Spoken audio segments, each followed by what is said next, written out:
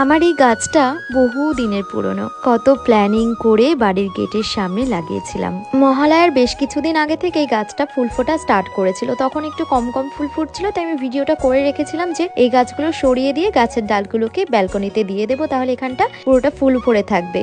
পরের দিন দেখো গাছগুলোকে টেনে বাঁধতে গিয়ে গাছের একটু ক্ষয়ক্ষতি হয়ে গেছে। এবার তোমাদেরকে আমার ব্যালকনির সকালের সৌন্দর্যটা দেখাই। দেখো কত সুন্দর ফুল পড়ে আছে। সকালের শুরুটা এরকম হলে কত ভালো লাগে, তাই না? আর আমরা সেদিন দুপুরে লাঞ্চ সারার পর আমি আর মা মিলে চলে গিয়েছিলাম সোদপুর সিলেদার্সে। আর সেখানে আমার মায়ের জন্য একটা ব্যাগ কেনার ছিল, তো এই দিদিটাকে বলেছিলাম যে কিছু কালেকশন দেখিয়ে দেওয়ার জন্য। সে আমাদেরকে খুব সুন্দর সুন্দর কালেকশন দেখিয়ে দিয়েছিল, আর আমি তোমাদেরকে দেখিয়ে দিই এরকম বটুয়া পার্স খুব সুন্দর সুন্দর পাওয়া যায়। আর দেখো এই ব্যাগটা আমি কিনেছি, তোমরা বলো আমার মাকে কেমন লাগবে এই ব্যাগটাতে। আর নিজের জন্য একটা জুতোও কিনেছিলাম। তোমরা ভালো থেকো, সুস্থ থেকো, তোমাদের সাথে গল্প আরো অনেক হবে। আজকের মতো টাটা।